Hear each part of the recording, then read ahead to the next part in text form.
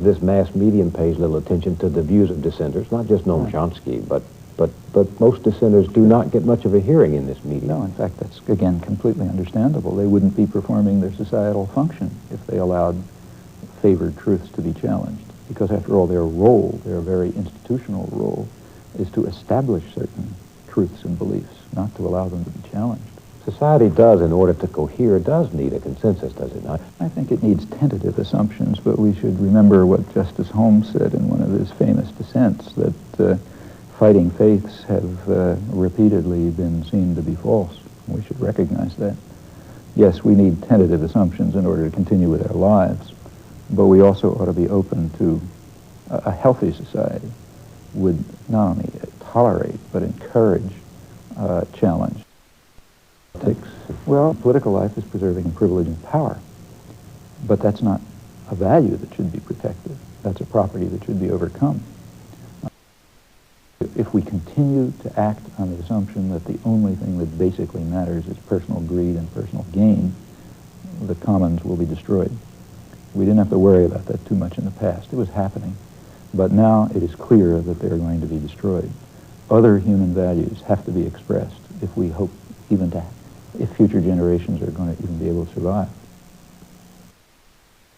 If a real democracy is going to thrive, if the real values that are deeply embedded in human nature are going to be able to flourish, and I think that's necessary to save us, if nothing else, it's an absolute necessity that groups form in which people can join together, can share their concerns, can articulate their ideas, can gain a response, can discover what they think, can discover what they believe, what their values are. This can't be imposed on you from above. You have to discover it by experiment, by effort, by trial, by application, and so on. And this has to be done with others. Furthermore, surely central to human nature is a need to be engaged with others in cooperative efforts of solidarity and concern. That can only happen, almost by definition, through group structures. And unless such political organizations, political and other civic organizations, all sorts, trade associations. Yeah, I mean, all kinds of ways in which people can associate with one another. And I think what I would like to see is a move towards a society which is really based on proliferating voluntary organization, with eliminating as much as possible structures of hierarchy and domination and the basis for them in ownership and control, and becoming the means by which we govern ourselves, by which we control our lives. People have the capacities to see through the deceit in which they're ensnared, but they got to make the effort. My own studies in language and human cognition demonstrate, to me at least, what remarkable creativity ordinary people have. The very fact that people talk to one another is a reflection, just in a normal way, I don't mean anything particularly fancy, reflects deep-seated features of human creativity, which in fact separate human beings from any other biological system we know. You have said that we live entangled in webs of endless deceit, that we live in a highly indoctrinated society where elementary truths are easily buried. Elementary truths such as the fact that we invaded South Vietnam, or the fact that we're standing in the way of significant, and have for years, of significant moves towards arms negotiation, or the fact that the military system is to a substantial extent, not totally, but to a substantial extent, a mechanism by which the general population is compelled to provide a subsidy to high-technology industry. Since they're not going to do it if you ask them to, you have to deceive them into doing it. I think there are many truths like that, and I think we don't face them. The political system is also unusual. We're the only major industrial democracy that doesn't have a political party which is basically labor-based. We only have one political party with two factions. It's the business party. We have two factions of the business party called the Democrats and the Republicans, and that's unusual. In fact, this perception is transmuted in an odd way into political terminology, So, for example, in the 1980s, each election in the 1980s, the Democrats have been accused of being the party of the special interests. And then they hotly deny it, and they say, no, they're not the party of the special interests. But who are the special interests? Well, take a look behind the rhetoric, and you find that the special interests are women, labor, youth, the elderly, ethnic minorities, the poor, farmers. In fact, it's the entire population. The point being, the entire population are the special interests. Now, if you look closely, there's one group that's never identified as being among the special interests. That's corporations. And that's correct. They're the national interest. And both parties are basically beholden to them. Whereas the special interests have to be marginalized, the population. So everyone denies that they represent the special interests, that is, the people. And they don't say who they do represent, but there is a group notably lacking in this list of special interests. And in fact, it's the group with anyone with his head screwed on knows has inordinate power in controlling economic decisions and setting the parameters for political life and controlling the ideological system and so on. They are not among the special interests. If you want to be an expert, part of the specialized class, you have to be able to serve the interests of objective power. That's an institutional role that has to be played. And if you do that, you can be in it.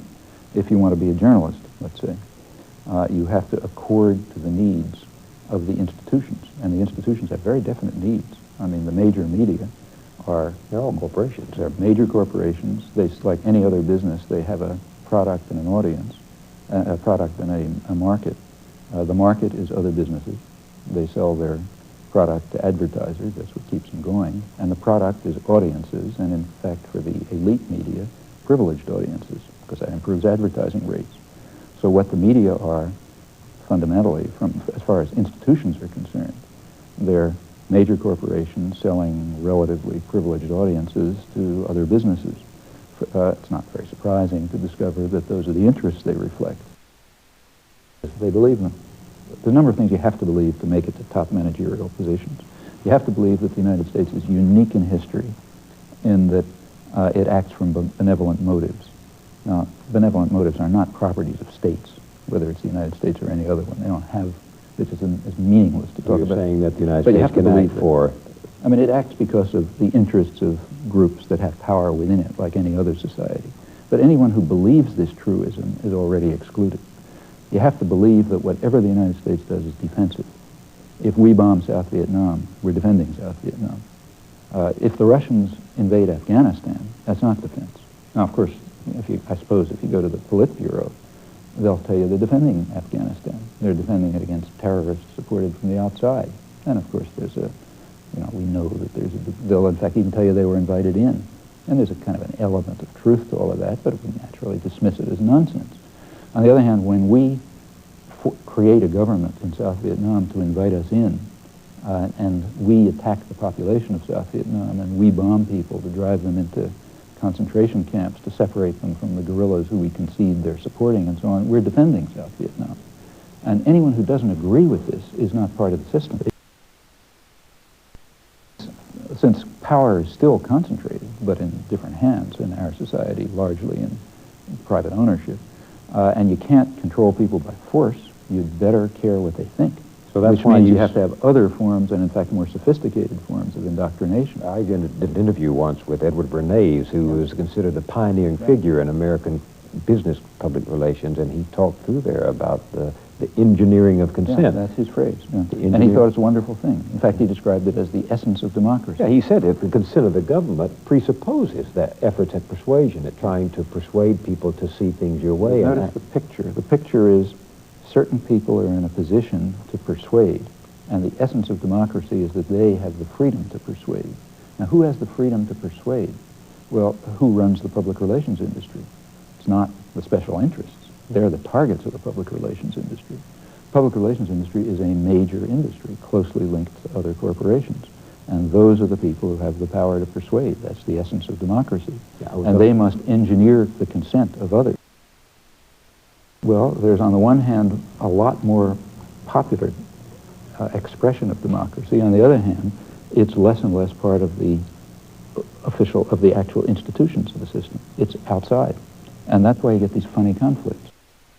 A really meaningful democracy would mean that I play a role in forming those decisions and in creating those positions, that those positions reflect my active, creative participation at it, not just me, but of course everyone. That would be real democracy. That's not We're very happening. far from that. Suppose I'm running for office, and I don't tell people what I think or what I'm going to do. I tell them what the pollsters have told me is going to get me elected. That's expressing utter contempt for the electorate. That's saying, okay, you people are going to have the chance to push your buttons, but once you're done, I'll do exactly what I intend, which is not what I'm telling you. See, if you express what you believe, you don't have to ask what the polls tell you. The population is the enemy, and you've got to control enemy territory, and the way you do it is by very extensive public diplomacy, meaning propaganda.